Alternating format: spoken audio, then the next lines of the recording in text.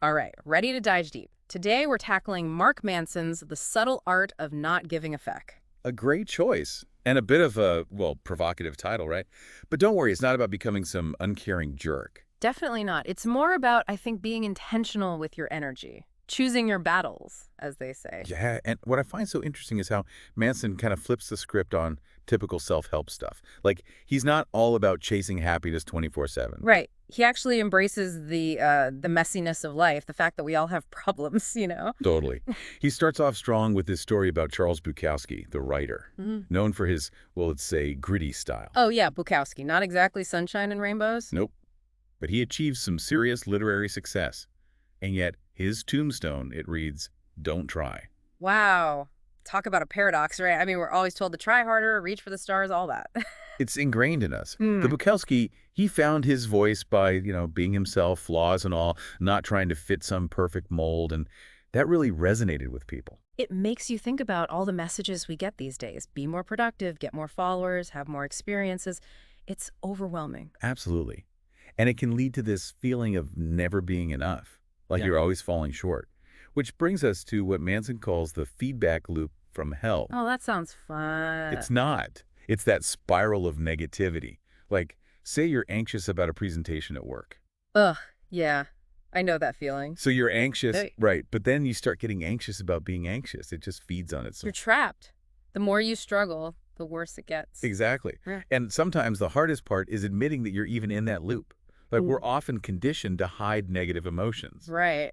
Put on a happy face, pretend everything's fine. But Manson's saying those emotions, they can actually be useful. Like, they're signals pointing to where we need to grow. Okay, that's interesting. So not just trying to ignore them or pretend they're not there. He has this thought experiment, the disappointment panda. Imagine a grumpy panda just comes up and tells you the brutal truth about yourself. No sugarcoating. Ouch. Sounds harsh. It might sting, but it would also be incredibly valuable. Because sometimes we need that bluntness to really see ourselves clearly. I guess it's kind of like you wouldn't just ignore a check engine light in your car, right? Mm-hmm. You'd pay attention because it's telling you something's wrong. Exactly. Those negative emotions, they're like check engine lights for our lives. So what are some good problems you think people are dealing with? The kind that are tough, but like make you grow. That's a great question to consider. Because Manson says, look, a life without problems, it doesn't exist. The key is to choose problems that are aligned with our values. So it's not about avoiding problems altogether. It's about picking the right problems. Right. And that's where taking responsibility comes in. He contrasts this with what he calls a victim mindset, which we see in the character of Jimmy in the book. Okay, tell me about Jimmy. So Jimmy's this wannabe entrepreneur, but he's constantly blaming others for his lack of success. Never takes ownership. That's frustrating. It is. He's a perfect example of someone trapped in entitlement, thinking he deserves success without putting in the work. Yeah, you don't get trophies for just showing up, right? Exactly. Jimmy's story is a cautionary tale. Real growth comes from acknowledging our own shortcomings, owning our choices. It's about that shift from, why is this happening to me, to, what can I do about it? Powerful stuff. It's about taking control, right? Exactly. And that shift in perspective, it can be huge. You go from feeling helpless to feeling empowered. Okay, so we're starting to see the core of Manson's philosophy here. It's not about apathy. It's about choosing your values carefully, being intentional. He uses these contrasting examples, like Dave Mustaine, the musician. His main value was to be more successful than Metallica. Ambitious for sure. He achieved fame and wealth, but he was still unhappy because his value, it was all based on external validation. Interesting. So it wasn't a truly fulfilling goal in the end. Right. Then you have Pete Best, the drummer who got kicked out of the Beatles. Right before they hit it big. Tough break. Initially, yeah, he was devastated. But ultimately, he found more happiness prioritizing family, personal fulfillment, over fame and fortune. So two very different paths, but it highlights how the values we choose really shape our experience. That's for sure. So I guess the question for all of us is, what are our most important values? Are they leading us towards a meaningful life, or are they making us miserable? Big questions. And those values, they're going to determine the boundaries we set, the choices we make, which often means saying no. The power of no, which surprisingly, Manson sees as a good thing. We'll dive into that more next time, but for now, let those questions about your values simmer. Yeah. It's going to get interesting. So yeah, picking up where we left off, let's get into this idea of saying no being a good thing. Manson uses this classic example, Romeo and Juliet, Romeo and Juliet. Really? I mean, isn't that like the ultimate love story? right? That's what we're usually taught. But Manson, he kind of flips it on its head. He sees it as this cautionary tale about what happens when you have bad boundaries. Hmm. Okay, I'm intrigued. So, not exactly a romantic ideal then. Nope. Think about it. Their whole romance was super intense, right? Right. All those emotions, impulsive decisions, zero boundaries. And it ends in tragedy. Yeah, I guess that's true. So, what's the takeaway for us? What can we learn from Romeo and Juliet's mistakes? I think it reminds us that healthy love isn't about completely losing yourself in another person. Right. It's not like those movies where they finish each other's sentences and, can't live without each other. Exactly. It's more about maintaining your own individuality, respecting each other's needs, having those healthy boundaries. So, how do you recognize those unhealthy boundaries? What are some signs to watch out for? Well, one big one is if you're constantly feeling responsible for your partner's emotions, or if they're always blaming you for how they feel. Yeah, that's not good. Like, everyone's responsible for their own feelings, right? Exactly. Another red flag is if you feel this constant need to fix or save your partner. Instead of letting them figure things out for themselves. Right. It's like you can't pour from an empty cup. If you're always trying to fill up someone else's cup without taking care of your own needs, you're going to burn out. Makes sense. Resentment starts to build. And that's not healthy for anyone. Manson actually shares a personal story about struggling with poor boundaries in his own relationship. Oh, interesting. So he's been there himself. He has. He talks about having a difficult childhood, feeling like he always had to please others to be accepted.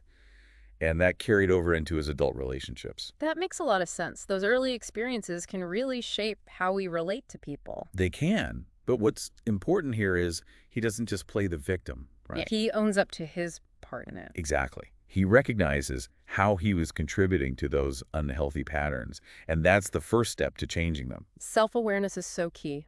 It is. It's like we're not always to blame for the problems we face, but we are responsible for how we choose to respond. Okay, so let's shift gears a bit. I want to talk about failure. Manson has this idea of the failure-success paradox. He's saying that getting too focused on the goal itself can actually hold you back. Yeah, it sounds counterintuitive, right? Like we're all supposed to set goals and strive for them. Exactly. So how does that work? How can focusing on a goal be a bad thing? Well, he says the real magic happens when we shift our focus to the process, the journey of learning and growing, not obsessing over the destination.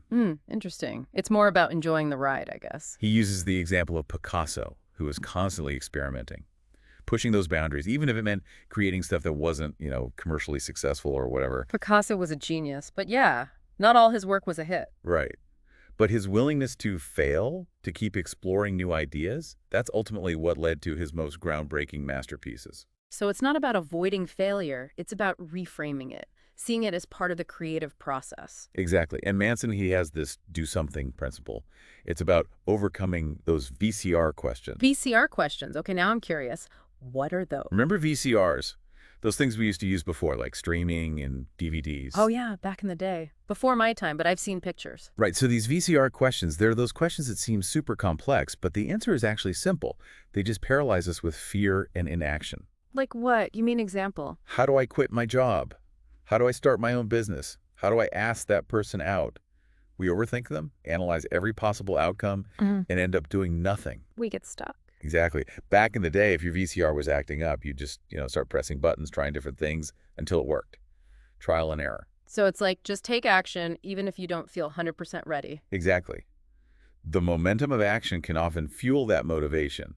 You start making progress, and suddenly you're not so scared anymore. Okay, that's a good pep talk. So next time I'm overthinking something, I'll just channel my inner VCR repair person. Exactly. Now, getting a bit more serious for a moment, Manson shares this really pivotal experience in his life. His friend Josh died in a tragic accident, and it really forced him to confront his own mortality. Wow. That's heavy stuff. I can imagine that would really shake things up, put things in perspective. It did. And he ties this back to the work of Ernest Becker, who wrote The Denial of Death. Haven't read that one, but it sounds intense. It is. Becker's basic idea is that we humans, we create these immortality projects, things we do, achievements, legacies, whatever, to feel like we'll live on even after we die. It's like we're trying to leave our mark on the world, make sure we're not forgotten. Right. But these projects, they can become traps. We get so focused on them that we neglect the things that actually bring joy and fulfillment in the present moment. We're chasing this idea of immortality instead of actually living our lives. Exactly. And so the question becomes, how do we escape that trap? How do we find meaning when, we all know we're going to die someday? Yeah, that's the big question, isn't it? Manson actually had this kind of profound experience while traveling in South Africa. He was standing at the edge of a cliff. Literally and metaphorically, I'm guessing? Both. He was staring into this abyss, feeling all these fears and That anxieties, feeling of the unknown, it can be terrifying. and he decided to push through that fear. He kept inching closer and closer to the edge. Wow. Facing his fears head on, what happened? He described this incredible feeling of liberation. Like all those superficial worries just melted away, and he was left with this pure appreciation for being alive. It's like sometimes you have to lean into the things that scare you to really experience growth. And I think that brings us to the heart of what Manson's trying to say.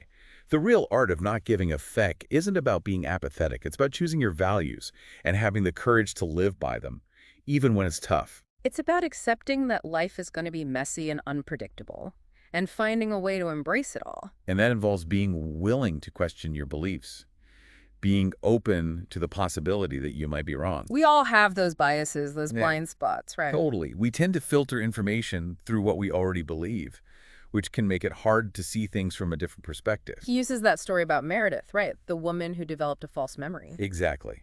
It's tragic, but it shows how easily our memories can be influenced by our emotions and beliefs, especially if those emotions are tied to trauma or difficult relationships. It's a reminder to be humble, to always be questioning, always be learning. Right. Instead of clinging to certainty, Manson suggests embracing uncertainty, actively looking for ways we might be wrong. That sounds like a challenge, but also kind of exciting. It is. When you let go of the need to be right all the time, it's incredibly freeing. So we're talking about choosing better problems, taking responsibility for our emotions, questioning our beliefs. What else? What other tools does Manson give us? Well, one of the biggest is the power of no. So the power of no. It sounds simple, but I think a lot of people struggle with it. For sure. It's about those healthy boundaries we were talking Yeah. about, right? Knowing your limits and, being okay with saying no to things that just don't work for you. And that can be hard, Mhm. especially when it comes to like work or relationships. Definitely. It's way easier to just say yes to avoid conflict, even if you're, totally overcommitted. Oh yeah, I've been there. Trying to please everyone and ending up miserable myself. Right. And Manson saying no, it actually can strengthen your relationships. It's about being honest about what you need, what you're comfortable with. So it's not about being selfish, it's about good communication. Exactly. And in the long run, it builds more respect and trust Yeah, because you're being authentic, right? makes sense. So how do you find that balance between being agreeable and, standing your ground? It takes practice, for sure. But it starts with self-awareness, knowing what you truly value, what you're willing to compromise on, and think about it through the lens of responsibility. Okay, responsibility. How does that apply here? Well, are you taking responsibility for your own happiness, Mm-hmm. your own needs, or are you expecting your partner to do all that for you? That's a good point. It's easy to slip into that pattern. It is. But healthy relationships, they're built on mutual respect, open communication, and being able to give and receive rejection. Because rejection's going to happen sometimes. It's part of life. Exactly. And Manson uses this really interesting example, infidelity. Okay, that's a tough one. Definitely a breach of trust. Is. And he's not saying it's easy to come back from, but he does believe it's possible. So what needs to happen? How do you rebuild trust after something like that? He lays out two key steps. First, the person who messed up, Yeah. they got to own it, right? Mm-hmm. No excuses. Yeah. And they have to really look at the values that led to that betrayal. So it's not just saying, I'm sorry. It's about deeper change. Exactly. And then the second part, they have to build a consistent track record of better behavior. Actions speak louder than words, right? Totally. Rebuilding trust, it takes time, it takes effort. It's about proving through your actions that you've changed. And this all comes back to Manson's main point. Choosing those values and then living by them. Exactly. It's easy to get caught up chasing, pleasure or whatever, external validation. It's a quick fix. But that stuff, it's not going to make you truly happy in the long run. So it's about building a life based on something deeper, something that really matters to you. Right. And he emphasizes commitment. like choosing something and really going all in, whether it's a relationship, a career, some creative pursuit. Yeah, we live in this culture of instant gratification, right? Always wanting the next best thing. It's hard to resist. But Manson, he's arguing that true satisfaction comes from that depth of experience, from the dedication it takes to, master a skill, build something meaningful. It's about saying no to a lot of things so you can say yes to the things that really matter. And that can be tough. It's about rejecting FOMO, the fear of missing out. Oh yeah, FOMO is real. But when you let go of that, you can really focus your energy on what matters. Okay, so we've talked about values, boundaries, responsibility. And earlier you mentioned Manson's experience with facing his mortality. Right. And it might seem like dark or whatever, but he actually sees it as liberating. Because when you accept that your time is limited, it makes those choices clearer. Totally. It helps you cut through the noise. Like, we don't have forever to waste on things that don't matter. We have a finite number of fucks to give. Gotta make them count. So, big picture, what's Manson's message here? How do we live a good life? He doesn't give a step-by-step guide or anything, but I think it boils down to choosing your values carefully and then having the guts to live by them. Even when it's hard? Especially when it's hard. It's about owning your happiness, accepting your flaws, and finding meaning in the face of, all the uncertainty that life throws at you. And maybe the real art of not giving a feck isn't about being cold or uncaring. It's about accepting everything. Ourselves, our limits, the good and the bad. That radical acceptance, it can be really powerful. It's about being vulnerable, making mistakes, learning from them, and just, keep showing up. Exactly. Choosing what you're going to give a fuck about and then going all in. Well, that's been our deep dive into the subtle art of not giving a feck. We've covered a lot of ground today, from embracing our imperfections to the power of no. We've talked about relationships, failure, even death. Heavy stuff, but hopefully you've gotten some good takeaways. Now it's up to you. What resonated with you? What changes are you going to make? How are you going to start giving fewer fecks about the things that don't matter? Remember, this is just the beginning. Keep questioning, keep exploring, and live a life that's truly worth giving a feck about. Thanks for joining us. Until next time.